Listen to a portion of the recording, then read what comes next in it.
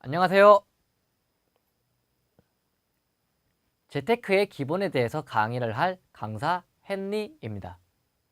많은 분들이 사회생활 혹은 회사 생활을 하면서 돈이 모이기 시작하면 가장 먼저 그리고 가장 많이 하시는 고민이 바로 재테크입니다.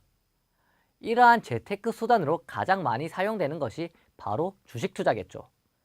물론 직접적으로 주식에 투자를 하지 않는 분들도 펀드라는 상품을 하나 이상씩 가입하여 주식 혹은 채권에 간접적으로 투자를 하고 있습니다. 그러나 재테크를 통해 돈을 벌었다는 혹은 부를 쌓았다는 분들을 제 주변에서 찾기는 힘듭니다. 왜 그럴까요?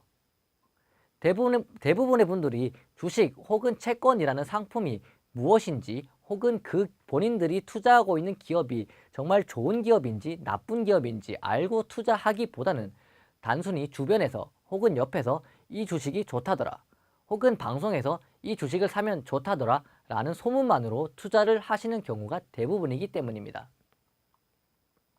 또한 펀드라는 상품이 무엇인지, 내가 가입하고 있는 펀드가 어디에 투자하고 있는지, 또 위험은 어떠한 위험이 있는지 제대로 알고 펀드라는 상품에 가입을 하기보다는 단순히 은행에서 계좌를 개설하거나 혹은 대출을 받을 때 판매원의 권유나 부탁으로 펀드를 가입하시는 경우가 대부분입니다. 어떻게 투자를 하여 부를 쌓느냐도 중요하지만 이보다 더 중요한 것은 내가 어디에 투자를 하고 있는가를 확실하게 아는 것입니다. 이 강의를 들으신다면 주식과 채권은 과연 무엇인지, 어떤 주식과 채권이 좋은지에 대해서 아실 수 있습니다. 또한 주식과 채권 이외에도 부동산, 금과 같은 대체 자산에 대해서도 알 것이며 경제 상황에 따라 어떠한 자산에 투자하는 것이 현명한지에 대해서도 아실 수 있을 것입니다. 마지막으로 펀드라는 상품이 무엇인지, 구조는 무엇이며 어떠한 펀드에 투자하는 것이 좋은지에 대해서도 알아가실 수 있습니다. 그렇다면 먼저 과연 사람들이 그토록 말하는 주식과 채권은 과연 무엇일까요? 간단하게 여러분이 제빵 사업을 시작한다고 생각해 봅시다. 사업을 하기 위해서는 빵의 재료와 제빵 기계가 필요하며 빵을 판매할 사무실도 필요합니다. 또한 이러한 사업을 혼자서는 모두 진행할 수 없기 때문에 여러분을 도와줄 종업원도 필요하겠죠. 하지만 이 모든 것을 준비할 비용이 지금 당장 부족하다고 생각해 봅시다. 그렇다면 과연 어떻게 사업에 필요한 자금을 마련할 수 있을까요? 가장 먼저 떠오르는 방법은 은행과 같은 곳에서 대출을 받는, 즉 타인에게서 돈을 빌리는 방법입니다. 물론 이러한 돈을 공짜로 빌려줄 사람은 없을 것입니다. 돈을 빌린 대가로 매월 이자를 지불해야 하며 이러한 이자는 미리 정해진 기준금리에 여러분의 신용도 그리고 상환 능력에 따라 가상금리가 더해져 결정되게 됩니다. 다음으로 떠오르는 방법은 혼자서 사업을 하는 게 아닌 나와 마음이 맞는 사람을 찾아 동업을 하는 것입니다. 사업에 필요한 자금을 절반씩 부담한다면 대출을 받을 필요도 없을 것이며 대출을 통해 나가는 이자도 지불하지 않아도 됩니다. 물론 자금을 절반씩이 아닌 6대4 혹은 7대3의 비율로 투자할 수도 있으며 사업에서 나오는 수익 또한 투자금의 비례해서 6대4 혹은 7대3의 비중으로 나누어 가질 것입니다.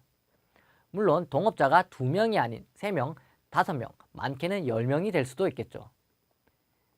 위의 예에서 은행에서 돈을 빌리는 것이 바로 채권, 동업을 하는 것이 바로 주식에 해당합니다. 기업은 사업에 돈이 필요할 경우 크게 채권 혹은 주식을 발행하여 돈을 조달하게 되는 것이죠. 따라서 채권에 투자한다는 것은 타인의 사업에 일정 금액의 돈을 빌려준 후 이에 해당하는 이자를 받는 것이며 주식에 투자를 한다는 것은 타인의 사업에 동업자가 되어 사업에서 나오는 수익을 나누어 갖는 것입니다. 그렇다면 우리가 주식이나 채권에 투자를 하는 이유는 무엇일까요? 물론 돈을 벌기 위해서겠죠. 채권의 경우 미리 정해진 시기에 정해진 금액만큼의 이자를 받을 수 있으며 이를 쿠폰이라고 합니다. 만약 기업이 여러분에게 5년간 10억 원을 빌린 대가로 3개월에 한 번씩 1%의 이자를 지급한다고 생각해 봅시다. 계약에 따르면 여러분은 3개월마다 10억 원의 1%에 해당하는 1,000만 원을 5년간 받게 됩니다. 물론 이러한 채권의 가격은 시시각각 변하기도 하겠죠. 일반적으로 채권의 가격은 이자율과 반비례 관계가 있다고 알려져 있습니다. 만일 시장 이자율이 내려간다면 채권의 가격은 상승할 것이며 이를 타인에게 판매할 경우 가격 변동에서 발생하는 자본이익이 발생하게 됩니다.